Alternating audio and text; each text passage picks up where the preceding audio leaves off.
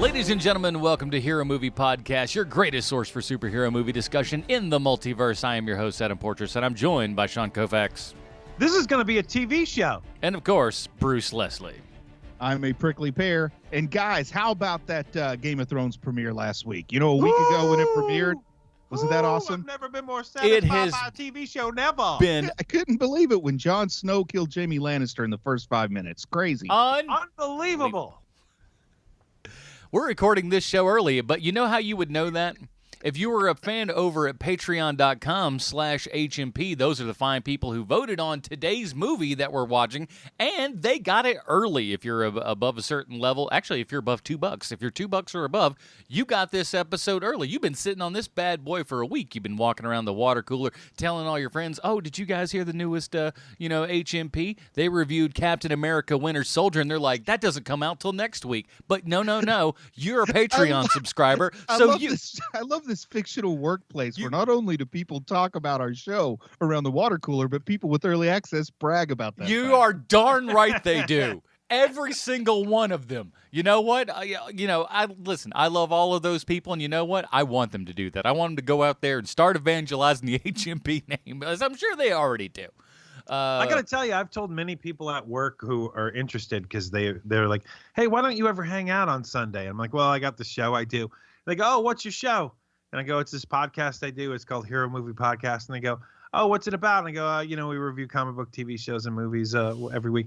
And every single time they go, what's the name of it again? And I go, Hero Movie Podcast. And they go, oh, that's great. I'll tell my friends. I'll listen to it. And then they come back about 2-3 days later and they go, what's the name of that podcast you do again? And I go, Hero Movie Podcast. And then maybe 2 weeks later they go, you know what? I keep forgetting the name of your podcast. What's the name of your podcast again? And then I have to send them a link.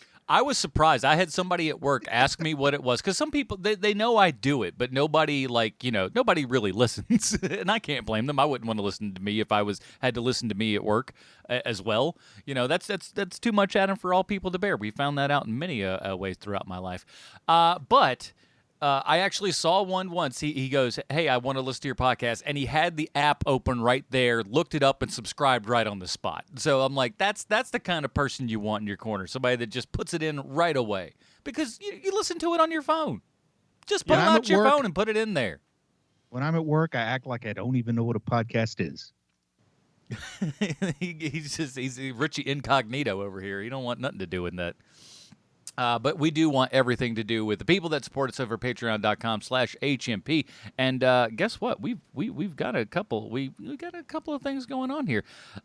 Here's a letter, actually. Let me open up the mailbag. I forgot to do that. Let's open up this mailbag. We got a letter, boys. Bale's here. And this one comes to us from Mike. It says, it's entitled In Game, What's Next? Hey guys, longtime listener who finally jumped on the Patreon crew a few months back. Well, see, thank you, Mike. I really appreciate the content you guys create every week with the Avengers Endgame quickly coming. What are your thoughts on this next phase arc evolution of MCU? No other movies have done this with this impact. I'm as excited and anxious about Endgame, what follows after that. I'm glad that we don't know, and I don't think that we should know, and I just want to be left in the lurch. But we do know. Larval Earth. Listen, if we do that according to Bruce, then we'll never... Oh, and Mike also says, I'm sorry, P.S., I don't have a Patreon call sign yet, so if new Bruce or Sean, if you'll do me the honor. Sylvester Stallone Jr. Oh, man, I was going to go with bobblehead. Mike, you are Sylvester Stallone Jr.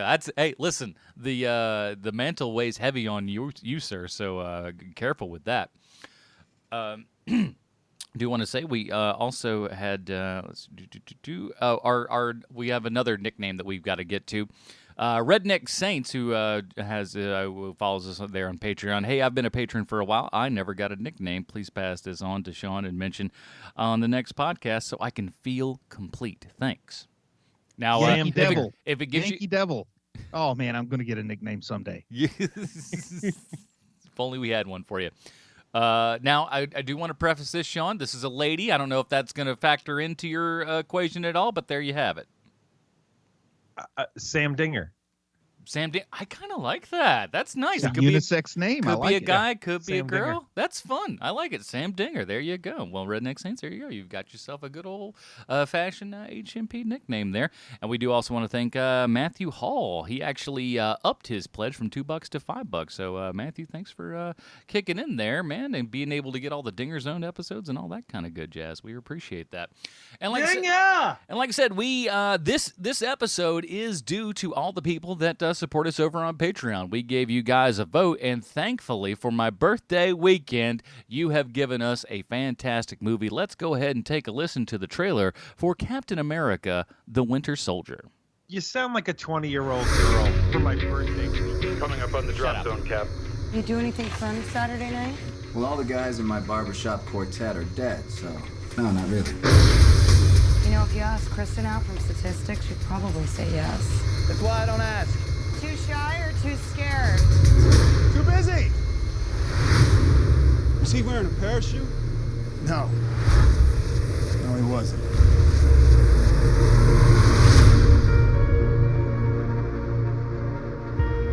I joined S.H.I.E.L.D. to protect people. Captain, To build a better world? sometimes means tearing the old one down. And that makes enemies.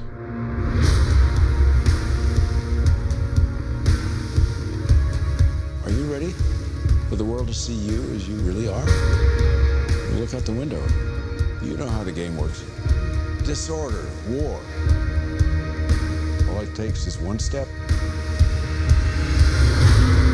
We're gonna neutralize a lot of threats before they even happen. Thought the punishment usually came after the crime. S.H.I.E.L.D. takes the world as it is, not as we'd like it to be. This isn't freedom. This is fear. You need to keep both eyes open. Before we get started, does anyone want to get out?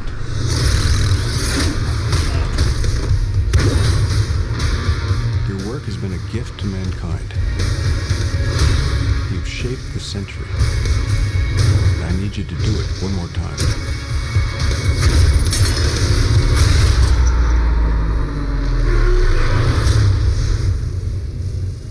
You're up. It's time.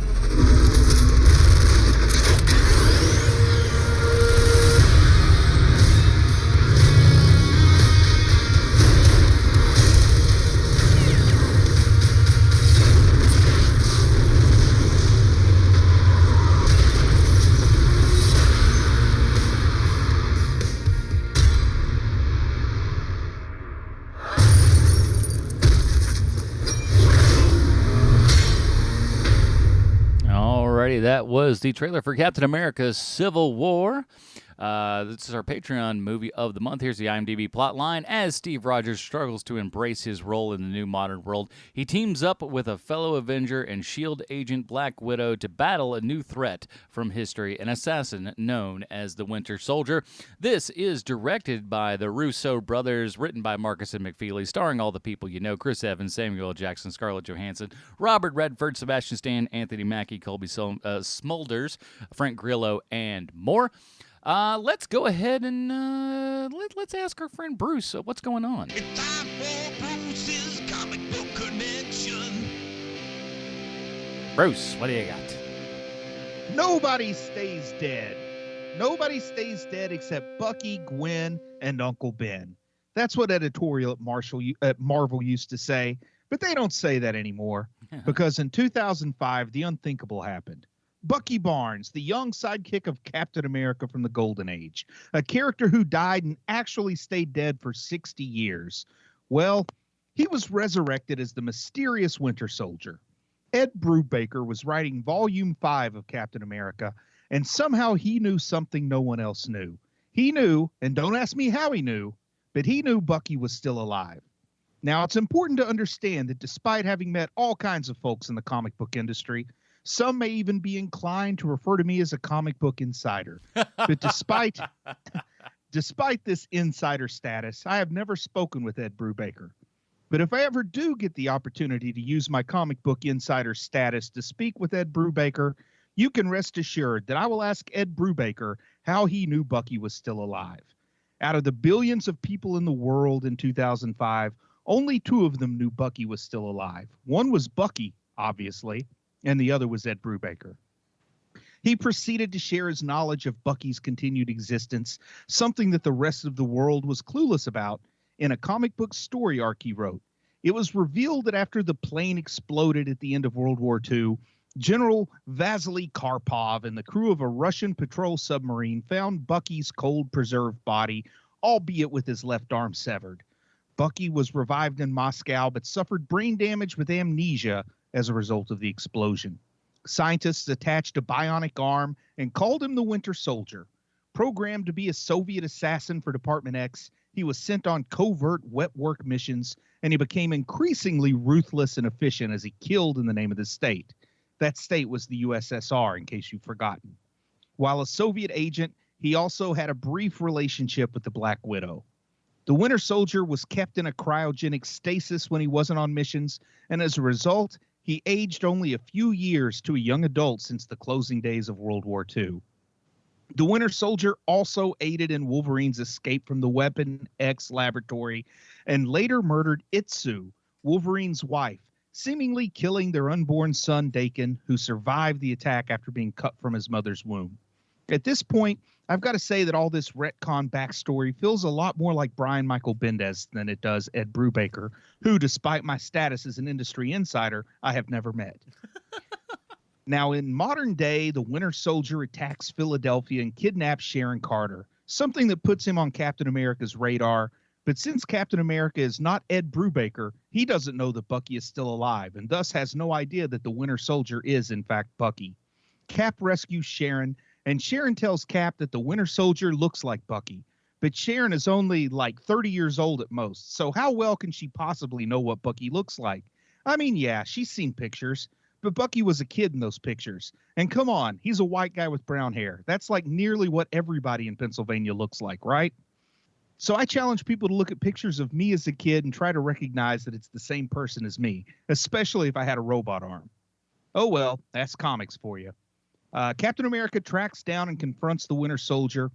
The Winter Soldier regains his memory, and Bucky becomes overwhelmed by guilt over his past actions. And now Cap, Sharon, Ed Brubaker, and everyone else who read the comic know that Bucky is still alive.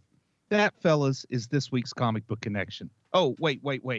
Then Captain America dies and Bucky becomes Captain America. Then Captain America becomes alive again and Bucky goes back to being the Winter Soldier. But he's a good guy this time, and the Russo brothers make a movie about him, but he's still a bad guy in the movie. The end. What are the odds of that ever happening, though? I'm sure we're going to have a Captain America for quite a long time, as I'm sure, right? Oh yeah. At least for another week. At least another week, and then who knows? Who knows? Yeah, then I think maybe Bucky will become Captain America. I don't know. I think it should be interesting. I don't think so, dude. Did you see the news this week? Oh yeah, Sebastian Stan is angry at Marvel and he's going to DC to play Batman. Yes, that's exactly right. No, there's the new Disney streaming service. Oh yeah, Disney Plus. They have a new they announced a new TV show this week. Hawkeye starring Jeremy Renner. Is that the one? No. They did announce that though. Follow context clues. A reboot of MASH with Alan Alda as Colonel Potter. Man, that's a good idea, but no. And also it's going to get too sappy by the end. Is it going to be a Winter Soldier show starring Jeremy Renner? Because he's in everything. It's going to be Winter Soldier and Falcon, or Falcon and Winter Soldier. Oh, very cool. Falcon and the Soldier Man. Which one is Jeremy Renner going to play? Probably they're getting to that. It's probably going to be Jeremy Renner, not even Hawkeye, just Jeremy Renner, the Falcon, and Winter Soldier. Jeremy Renner is Jeremy Renner, and Jeremy Renner presents. Strangely, with Alan Alda as Nick Fury in that show. Jeremy Renner. It's like Multiplicity, but with Jeremy Renner. Now, as if you're a Patreon subscriber, you heard our Dinger Zone episode, and this one was at the top of Mr. Sean Koufax's biggest Marvel film of all time. And this is one that you've been actually, well, no, this is really the impetus for this entire show. This show exists because of this movie. It absolutely does. We went Bruce and I were on your old failed podcast. Yeah, and you and I decided, man, this would be a great idea to do a podcast with the three of us.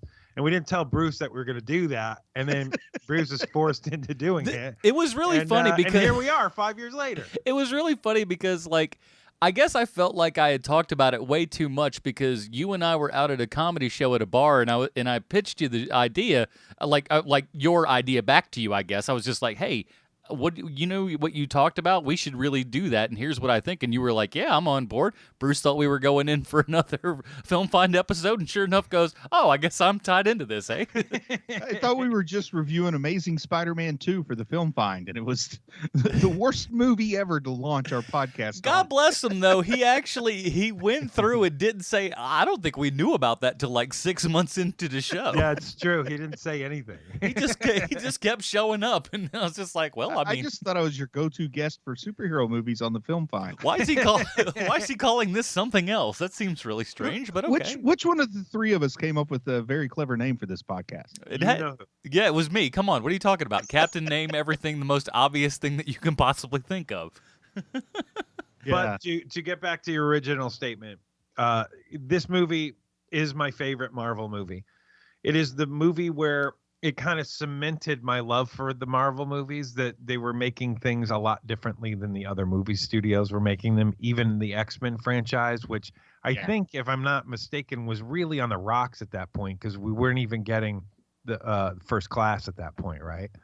No, this is more of the we're still in the dregs of like Origins and all that kind of good stuff. Right. And so this movie comes out, and it is not only better than it has any right to be, it is good as a movie, period. It's not even a superhero movie. It is just a really, really well done, fantastic movie. And, I don't know what your guys, I don't know what your association with Captain America is when you were younger and you had hopes and dreams. But when I was young, I was not the biggest Captain America fan because he seemed jingoistic, and there was something very John Wayne about him that I didn't like.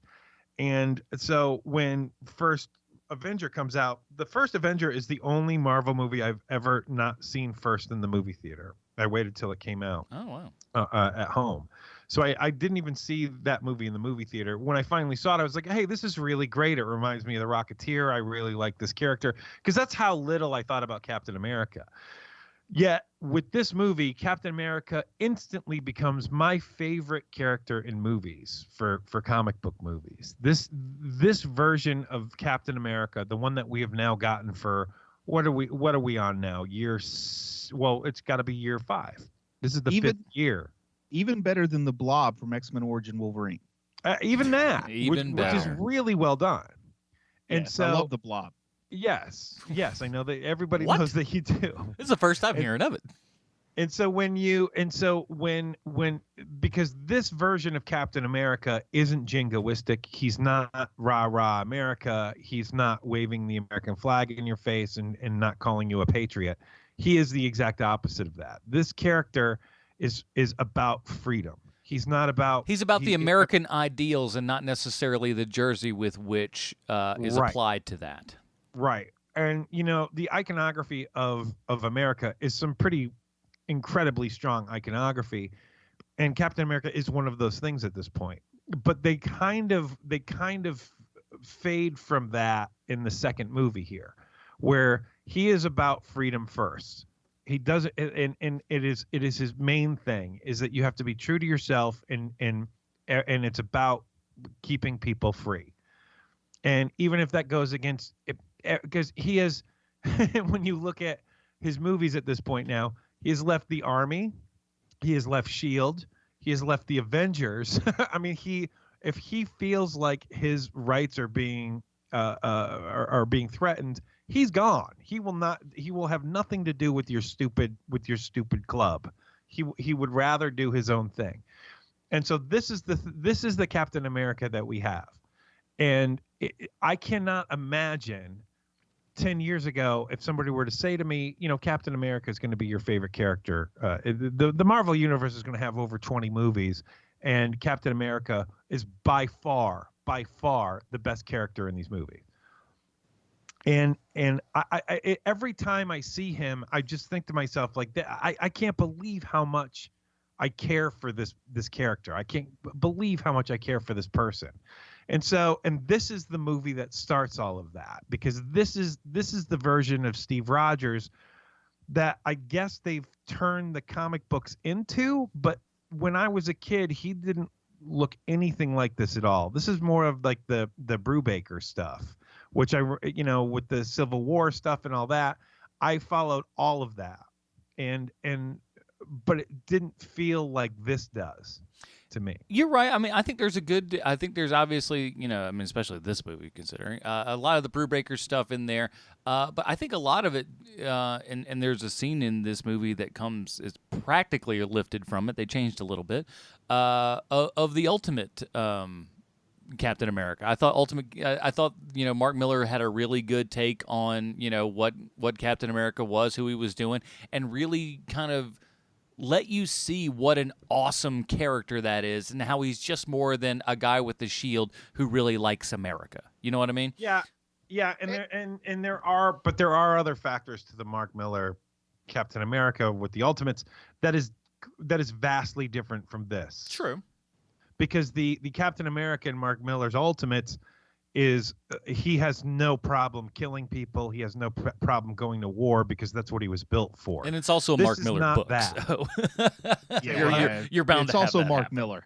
Right. You know what I mean? He's going to let that be an okay thing. But like one of the lines that I really loved in there, and they changed it a little bit for this movie, was, when Captain America jumps out of a plane, did he have a parachute? In the book it said no, he thinks they're for girls. And this one is just like, no, he doesn't. So it's just fine, I guess. But I thought that was a great little add in there for me. Yeah, I totally agree. Yeah. And when you, like one of my favorite internet jokes, like reoccurring internet jokes, is what would happen if Captain America was unthawed today. Like that guy, because Americans were way, way more racist 80 years ago than they are now. So like he'd have problems with African American people eating at the same restaurant as him. Hey, what's the he would deal treat with women all of very this? poorly. He would have backwards thinking about homosexuality, and he doesn't care about any of that. In all fairness, I think that the Golden Age Captain America was a little more forward thinking on some of those things, but he had no problem making fun of Germans and Japanese folks. That's where the worst of the racism comes. They're the kind of the But the Howling Commandos that he worked alongside were like the rare integrated unit in World War II. I mean, I do want to say that Joe Simon and Jack Kirby actually were pretty progressive for World War II guys. Oh, that's so a lot of the worst stuff was like in that weird 50s era where Captain America was still being made, but it wasn't reaching a whole lot of people, and weird stuff happened, and they've retconned that as being like a guy who was imitating Captain America during the post-war era or something like that. Good. And I always liked that, like, Captain America, he is the best of us, as it were. But also, man, fans of the comic book Captain America, people that were fans, like there are folks out there, hardcore fans before the movies were ever made, are aware that Captain America had this streak in him going back to like the late 70s. I mean, during the whole Watergate thing, the comics had him just being the captain, where no longer was he going to answer directly to the president because he couldn't trust the president, and some things like that happened. So he has had this on again, off again history, like the movie portrays, going back even before Brubaker, which I've never met Ed Brubaker. But you're a comic book insider. Yes, but I'm starting to see an angle here. He seems like the strangest possible choice for a superhero comic. I mean, it's just his writing really works best as like gritty 70s noir type stuff. And it's so weird that he was given Captain America, and he gave us what turned into this story for the most part. And it had to come from somebody who's thinking outside of the box, somebody who's not like a natural superhero writer, I think. What did you think of his run? Because we've never really discussed that before. What did you think of Ed Brubaker? Have you met him before? I haven't met him, but if I ever do, I'm going to ask him how he. Honestly, all joking aside, how he had the cojones to bring Bucky back. I mean, that was a big part of Stan Lee's approach to Marvel being better than Brand Eck, was the fact that they wouldn't do something as irresponsible anymore as having like kids as superhero sidekicks, which DC loved. And the whole idea that Bucky died and stayed dead just painted where Steve Rogers comes from, and the whole Marvel approach of kind of being down on the sidekicks. And then to bring him back was such a big coup. And I don't know how much you guys were in the online comic book community 14, 15 years ago, but it was there, and people were not happy about Bucky coming back. No, I remember, I wasn't hardcore into it, in the online community, but I did listen to a few podcasts when all of that went down, and they were not happy when Bucky came back. I mean, I'm not joking that was like the motto around Marvel, was that like Bucky, Gwen, and Uncle Ben had to stay dead for Spider-Man and Captain America to be the characters that they are. Right. And for Ed Brubaker to say, man, this whole thing is boring. I need to just really do something monumental with it. To bring Bucky back was one of the bigger deals in comics. I mean, it really was a much bigger deal than the stuff that gets tons of coverage now that happens. Back then, there wasn't, because there weren't the following of all these movies. There wasn't as much media coverage of comic book goings on, but it was a huge deal to do that. I mean, right. But what did you think of it? I was negative about it at first until I read the stories, and I got to tell you, I like Brubaker. Brubaker is a great writer. I rather read his stories about like criminals. Like Criminal is the book that Ed Brubaker writes that I really like. And I stand by the fact that it was a really weird choice to write Captain America, but sometimes those weird choices work. I liked it, but I was also glad when he left Marvel and did more indie stuff. Speaking of odd choices, I mean, this movie is the start of a very, what many thought might be an odd choice for directors. We got Joe and Anthony Russo here, whose really highest profile thing to that point was a couple episodes of Community. Now, they were good episodes of Community, but those were not the first names that you thought of when you're like, who should direct this next Captain America movie? These television guys. And picking not only one, but two directors you've never heard of. Yeah. And they have literally become the juggernaut of Marvel, man. They haven't stopped working since this film came out. What's it? 2000? 5 years ago. Yeah, 2014. So it's also interesting to go back and watch the episodes of Community that they directed, and it becomes real obvious that these guys are good directors, and also that they really have a lot of love for this kind of nerd culture stuff. Yeah, and not only that, but their pacing, the way they pace their stuff is never like it's correct. It's always correct when you see what they do, right?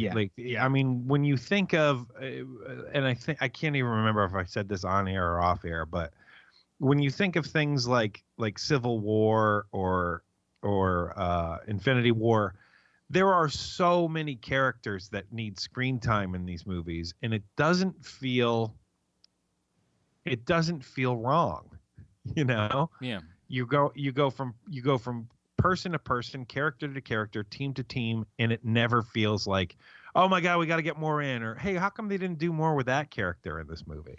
Everybody seems like they get a really fair shake on everything. You don't feel like you're over or under with anybody.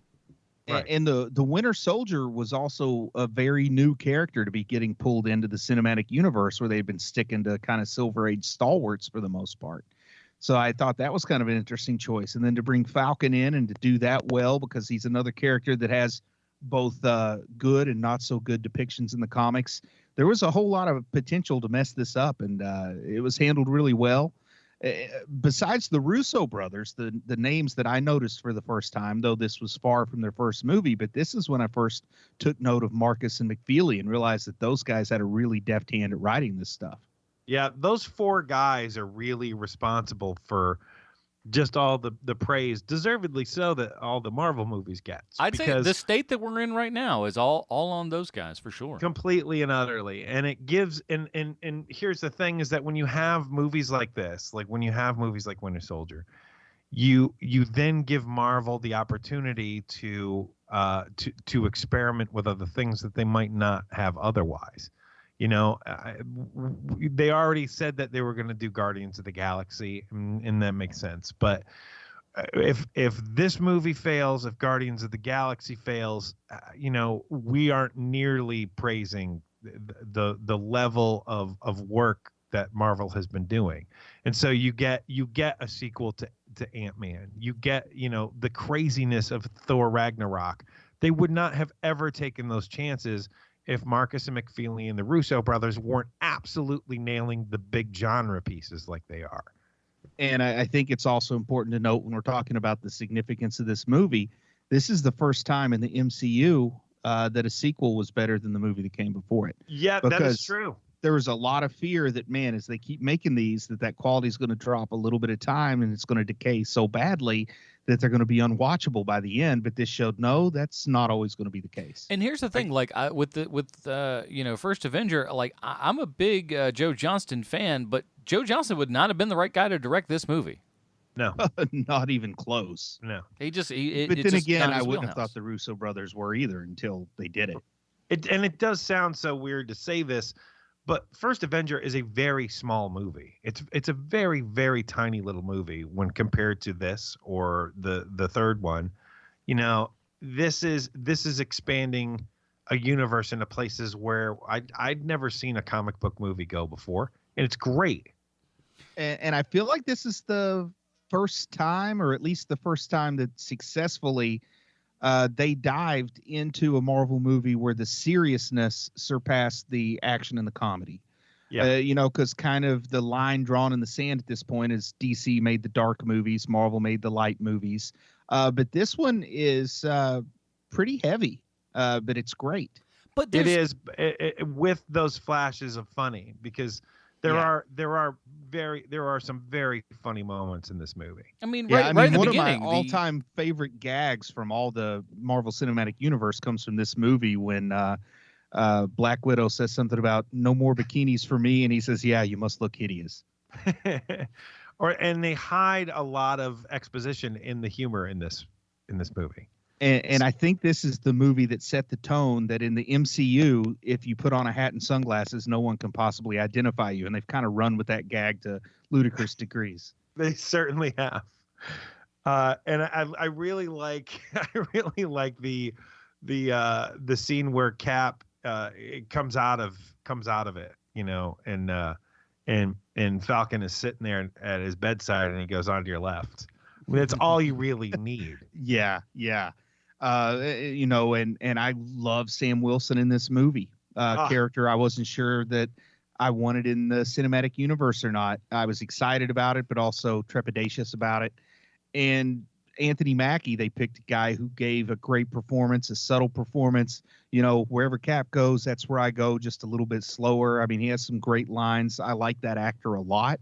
Yeah. And he has definitely made Falcon like something I never thought I would say, but the character of Falcon from Marvel Comics is kind of a household name now. Because people care. He brought white uniform. He brought a sense of care into it, and you believe everything that's coming out of that character. Anthony Mackie has just such a fantastic sincerity to everything that he's doing, and really that whole, you know, on the left scene, that just it broke down these two characters, gave them their introductions, gave you the interplay in between these two people, and it's so simple and easy. And by the way, I do love again how they're very smart and just be like, hey, here's how that super soldier serum works. He's lapping them 4 times, you know? Yeah.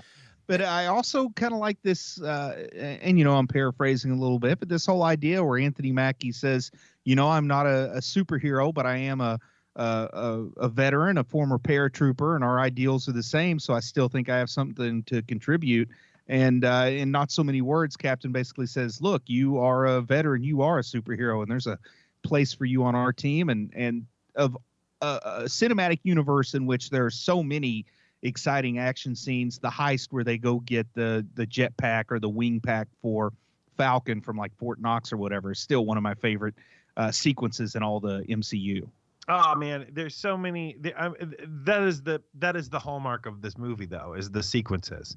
You know, the action set pieces in this movie are just so strong. You know, it's because the very first thing I think of when I think of this movie is the opening when they go to take the thing from Batroc.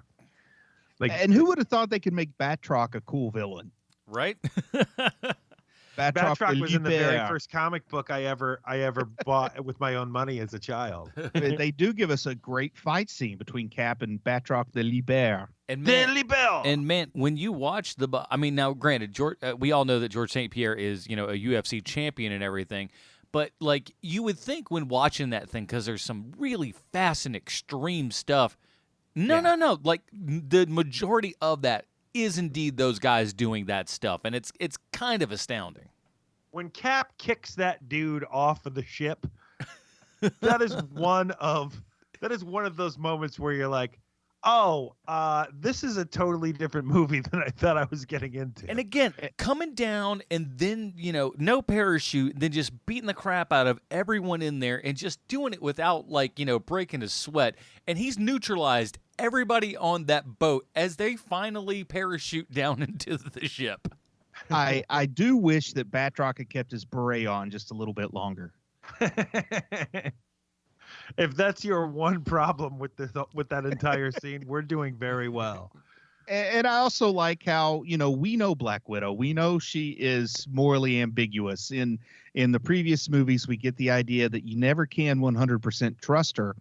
So I like it that this starts off where she has a totally separate mission. It's kind of like foreshadowing on you got to know who you can trust and who you can't. And it turns out this person that the viewers as well as Cap initially feel like you can't trust turns out to be one of the only people on the face of the earth he can as the movie unfolds. Like that kind of symmetry or that kind of juxtaposition and development. I mean, that really works for me. And I know it's simple. You don't have to be a genius to come up with little effects like that, but it seems like it's lacking far too often. Yeah, and it's the only, and I mean, quite honestly, Natalie's the only character that can get him through this. There isn't another person on the Avengers who could possibly get him through this the same way. Not even Hawkeye, who I'm shocked wasn't in this movie since it's so S.H.I.E.L.D. centric. But doesn't it make it better that he's not in it? It does, but you know, that's a totally separate conversation. Right. Those kind of things never stop DC, okay? Yeah. But I really like this unlikely pairing, this unlikely buddy movie at a period of it that's Natasha and Steve on the run kind of thing. I really like those two working together, and the way she's continuously trying to hook him up. I always felt like the whole time she's just fishing to get him to ask her out. I am very glad that isn't the case. Me too. Because it completely takes away from Natalie's character if that is what she's going for. And it's one of the things. It's one of the things that I think that a lot of other nerdy movies have taken from this movie, which is that, you know, it actually makes Natalie a lot cooler as a character if she's not coming after Steve. And just to quell potential emails, we know that in the MCU she uses the name Natasha, but in the comics it was Natalia for a very long time. Oh, in the movies, she's Natasha. I see. Yeah. I see.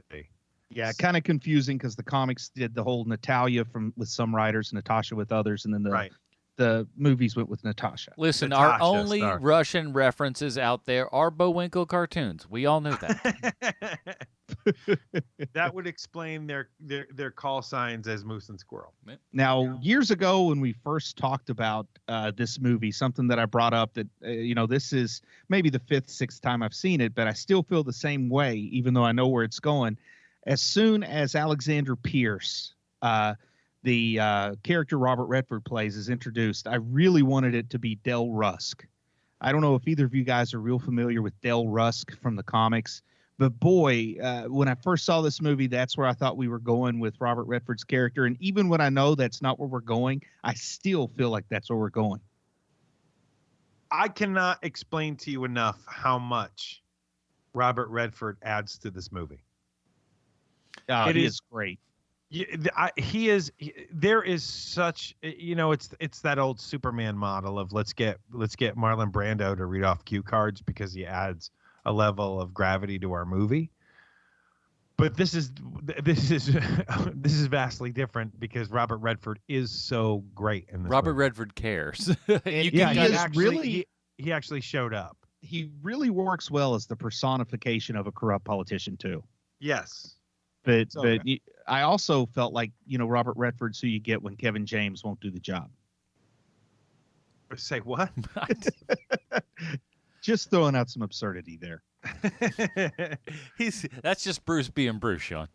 Oh, now 5 years in, you figured here's out. something I'm curious about to the casual moviegoer, and particularly when he has the mask on. I don't expect you to get this, but to the casual moviegoer, do they recognize Sebastian Stan as the Winter Soldier when he finally gets unveiled? Like, I will tell you, I kind of think he looks enough different that a lot of people might not have put that together until it's spelled out. I remember specifically seeing this in the theater and hearing gasps of surprise because it was one of those things where you look around and you're just like, I thought we were all on board with this. Even if you didn't know, I thought they made it fairly clear, but apparently not to everybody. No, not to everybody, man. The same thing happened to me, and the person I went with was very surprised.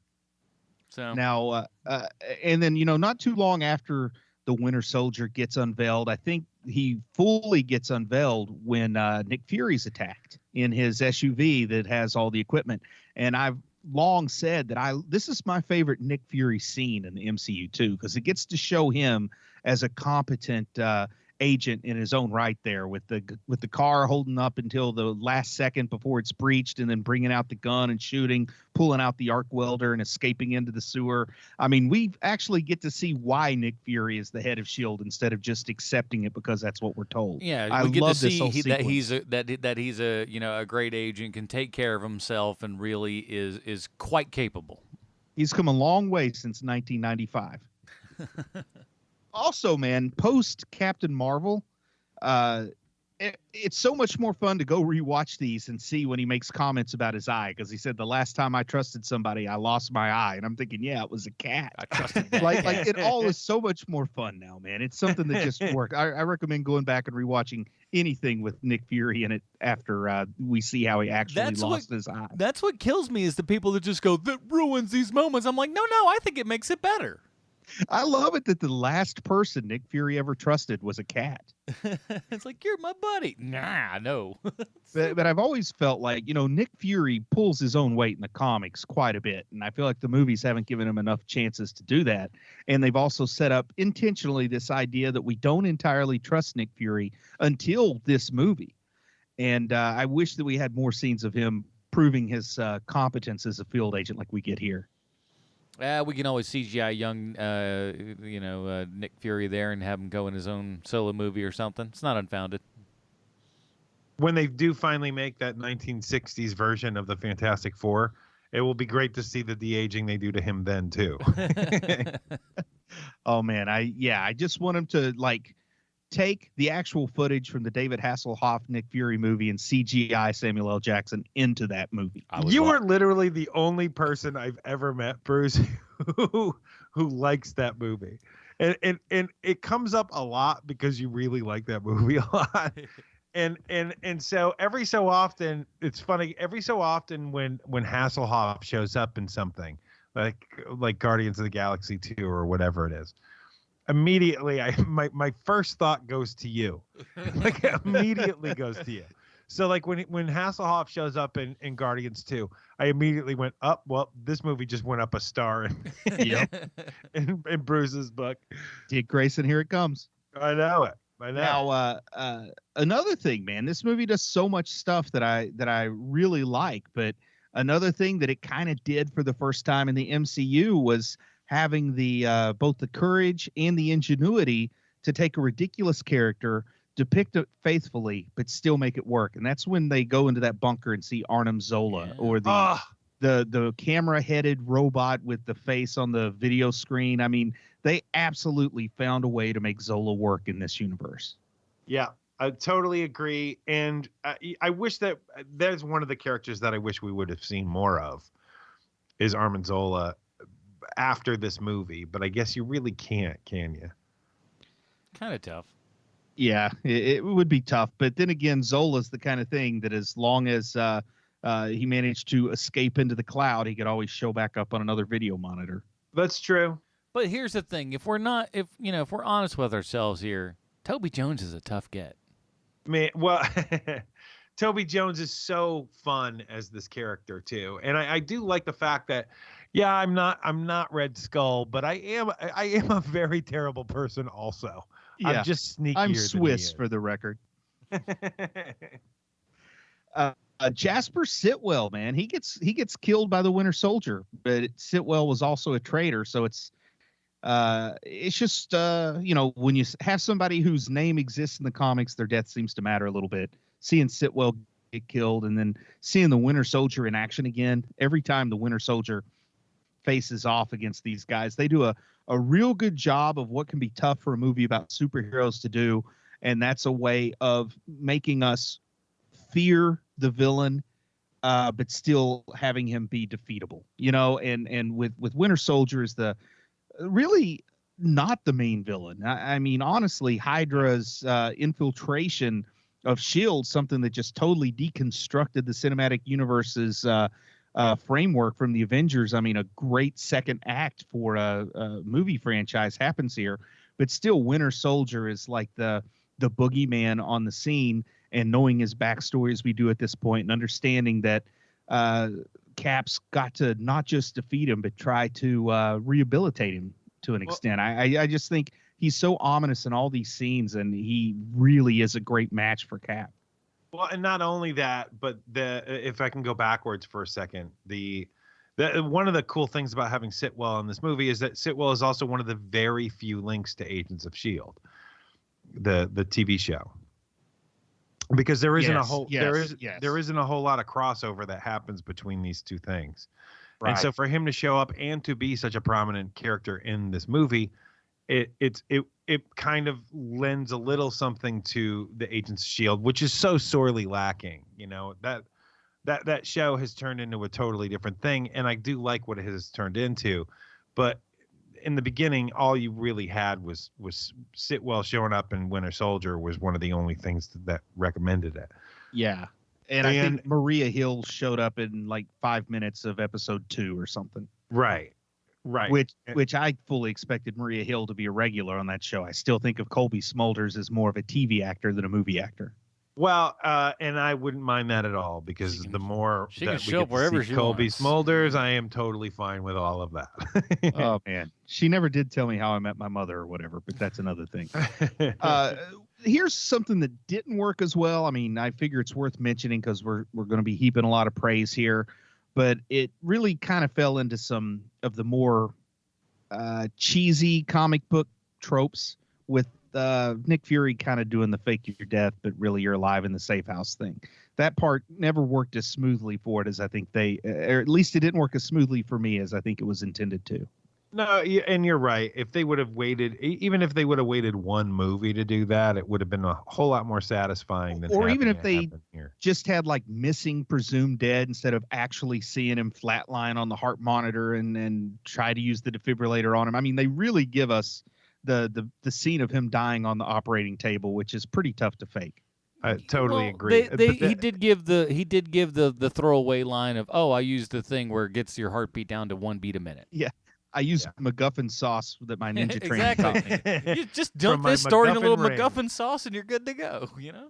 The other thing that I wanted to bring up, and I keep having to backtrack, and I'm sorry about this, but to bring up your point about Winter Soldier and how good a match he is for Captain America. They do one of the things that I love his power set in this movie. I think it's terrific. But one of the things that does happen with that character is that they do depower him later, where he's not nearly the formidable person that he is in this movie. I mean, even in the very next thing, even in Civil War, he and Cap have to fight against Iron Man, whereas in Winter Soldier, he could hold his own with anybody. Well, but also part of that difference is he now has human emotion back. And he has free will back, and he has a conscience back, and all of that stuff does weigh on you versus when you're just a machine. Sure. So Agreed. I could buy into that. And then, yeah, but I see where you're coming from. The thing is, the robot arm is still cool. No, and it is the coolest robot arm in the MCU for sure. Yeah, until Cable gets into the MCU, then it's a tie for cool robot arms. Well, I don't know. Misty Knights is never going to be cool enough to be a three-way tie, so yeah. Frank Grillo, man. Frank Grillo is just great. I can remember way back when we reviewed this on the Film Find with a lot more profanity than you're going to hear this time around. Very true. But I remember how shocked both Sean and I were that we saw a movie with Crossbones in it. And he becomes Crossbones much more in Civil War, Age of Ultron. One of the follow-ups, we get full-on Crossbones in costume. But seeing Brumlow here in this movie was another one of those things. Like, could you, like, I never would have believed that I would see a movie with Batroc or Crossbones, much less the same movie. And not only that, but to have them be so good. You know, these are two very, very good villains in this movie. And I do believe it's Age of Ultron that he shows up in. And go ahead. And I also love it when Crossbones and Sam Wilson, get to have their showdown towards the end when everybody's kind of pairing off for the big boss fights. And Sam Wilson just doesn't hesitate. Crossbones like, I'm going to kill you. That's what Crossbones does. He's basically a highly trained mercenary. And Sam Wilson has no hesitation. He just draws back his fist and charges forward. And I love that whole scene. One of those great, they charge at each other, then cut away to another scenes. Yeah, the Frank Grillo stuff. I mean, when you were a kid, did you have any love for the character of Crossbones at all? I just liked the costume. He was kind of cool, intimidating. But he seemed like, to me, he seemed like such a rednecky. And he seemed kind of seemed D-list, like he didn't have any superpowers. He's just like, well, you just throw him in there in a costume, and he's like no creativity.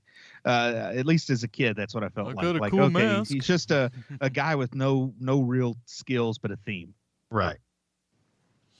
Always listen. We got a good Punisher on the Netflix, but I tell you, Frank Grillo could have been a really good Punisher. Yeah, but I think they made the right choice there. I don't know. Frank Grillo needs to be available for other movies. Yeah, listen, like he's in like the last two Purge movies, and you watch that guy in that, you're like, oh, he'd be a really good Punisher. Was he? In the maybe first we Purge? should stop talking. Maybe we should stop talking let's about talking about Frank Grillo. Let's talk about when the, I don't know what you want to call them, the senators or whatever, the old white people go to take the tour, and they're given their little ID badges, and then we see that Robert Redford's character, Alexander Pierce, is pulling his gun out and getting ready to do no good as he's being confronted by the heroes. And then the old lady proceeds to kick his butt. And, of course, the old lady does something that's really cool because it's kind of like a Mission Impossible peel the face off, but it's a digital face she's peeling off. Really neat.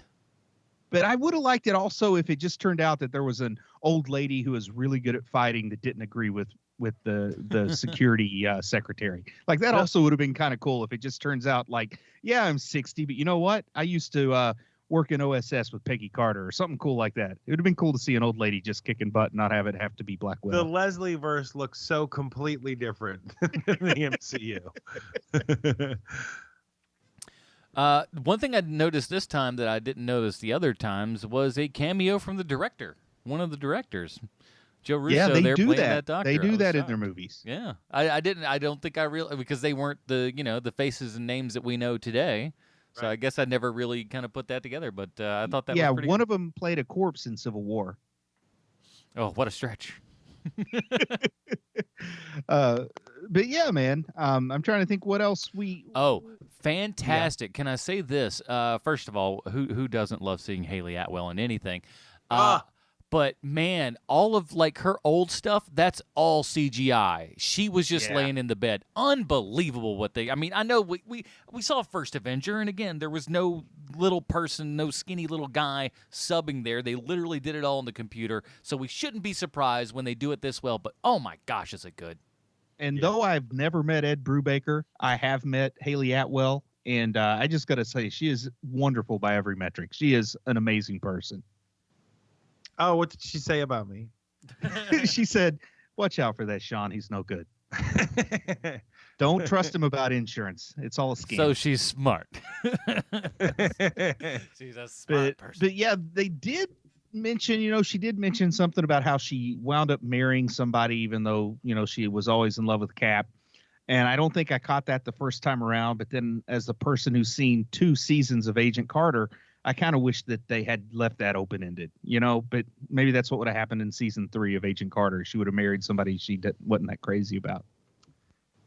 Well, it's tough when you're fairly assured that the guy that you love is dead. Was perfect. You usually don't hang out the front porch just going, maybe one day I'll be back. Probably not.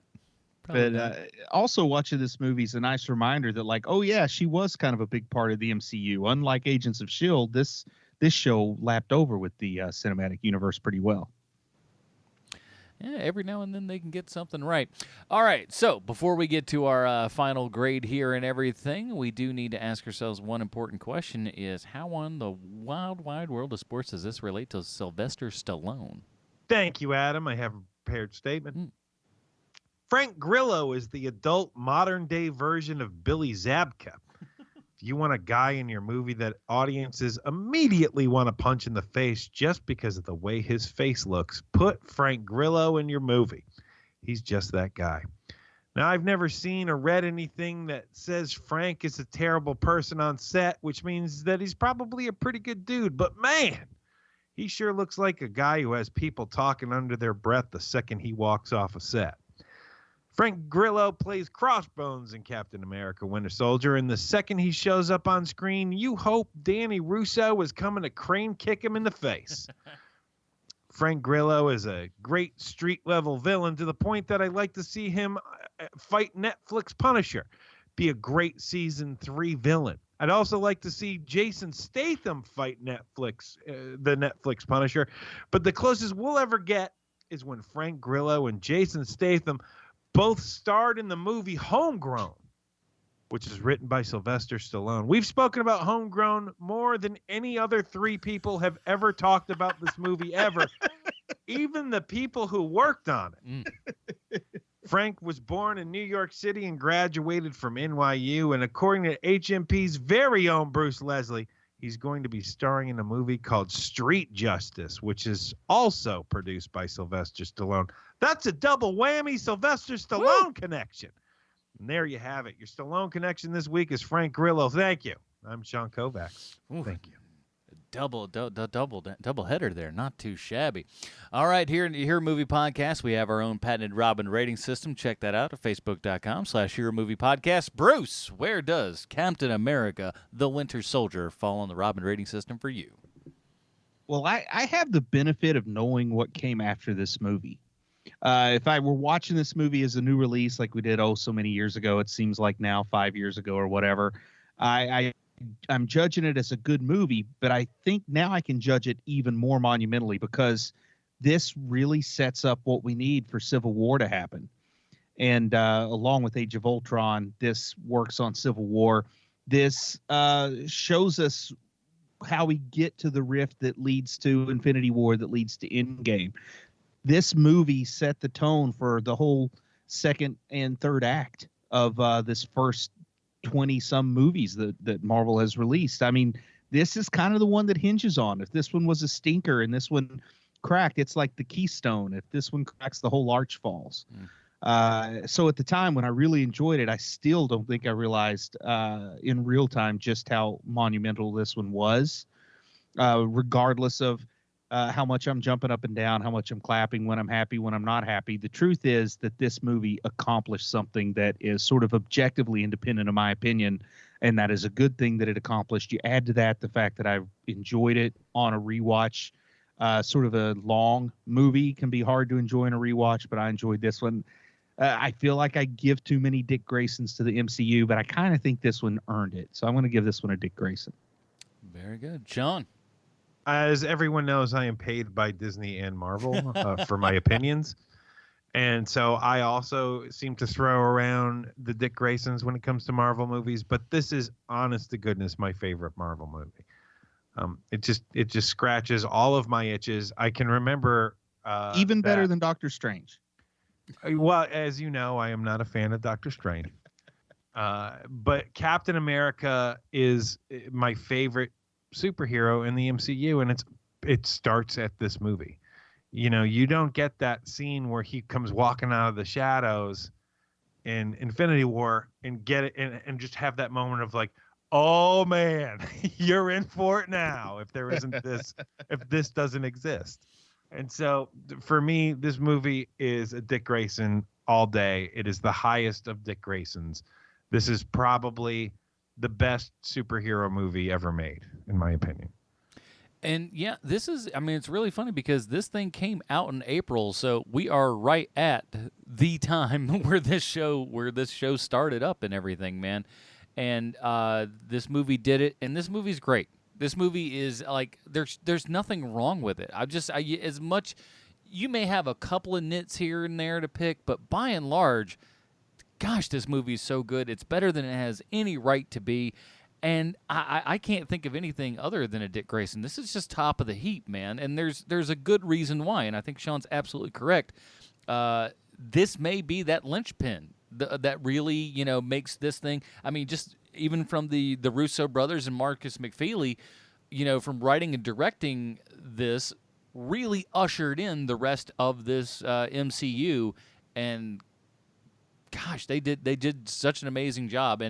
And look, let's be honest. Next week we have Endgame, and there's a more than likely chance that we're not going to have any more Captain America after that, or at least the Captain America that we know. And that's a sad thing. But man, oh man, it's been an amazing journey with this character and everything. And I think this really is kind of the pinnacle of that. But you're right, it is. It's only gotten better. It's so darn good, and like everybody in this just needs all the money and raises that they can possibly find available at Disney's disposal. So please do that. And just a point of trivia: Captain America: The Winter Soldier was released April 4th, 2014, followed by Guardians of the Galaxy August 1st, only 4 months later. Talk about a crazy franchise where those two movies come out within 4 months of each other. And as we've seen now on this show, because we've rated them both independently, both Dick Grayson's across the board. Yep. So that was Guardians, and they both deserve it. Oh, absolutely. Both Guardians was the first one that we gave full. Wacky, the heaviest and the lightest come out consecutively, and they're both great. It's unbelievable. I mean, just what a time we're living in here for comic book movies and TV shows. It's unbelievable. But like I said, that leads us to next week, and next week, the end of the Saga 1 chapter, third. What do you call it? Third wave. First saga. I think that's how they're. Yeah, I think that's how they're series first saga. Yeah. So it's going to be something else, and we'll talk about that next week. Bruce, in the meantime, what can we find on the internet that's got your name on it? You can probably just go to Amazon.com. Look for a little book called Chubby Wizard: Wrath of the Manticore. I can honestly say it'll be the most enjoyable Chubby Wizard book you've ever read. Go check that out. Manticores, they're scary, but Chubby Wizards can fight them. And Sean, I understand you're it's in the early stages, but you're working on an insurance adjusting book, yes? Oh man, I'm so glad that you brought that up, Adam, because I have worked so hard on it, and everybody thinks of insurance as just a really boring industry, and it's a lot of numbers, but there's a lot of great stories too. I like to think of the insurance business as more of it's about people. It's not really about numbers. And so, like, it's just about like my favorite stories of being an insurance adjuster, from my time spent at insurance adjusting school in Arizona to, I was in Washington for a long time. I did a lot of outreach stuff in Washington State because not a lot of people think of Washington as low income because of Seattle, but the rest of that state is fairly low income. And so, I have a lot of stories about that. I have stories about my Rock'em Sock'em college days. And thank you so much for bringing that up. It's called Adjustment Adjacent, and it should be out in probably by the middle of this year. I tell you, I've only read a sample chapter, but let me tell you, the man can weave a tale. Oh, thank you. You guys are gonna enjoy it a whole bunch. So join us back here next week, everybody, when we're talking Avengers Endgame. It's coming to an end, but I'm so excited. Can't wait to see this. So we will see you guys next week. For Sean Koufax, Bruce Leslie, I'm Adam Portrais. Stay super, everybody. Well, I'm already an evil.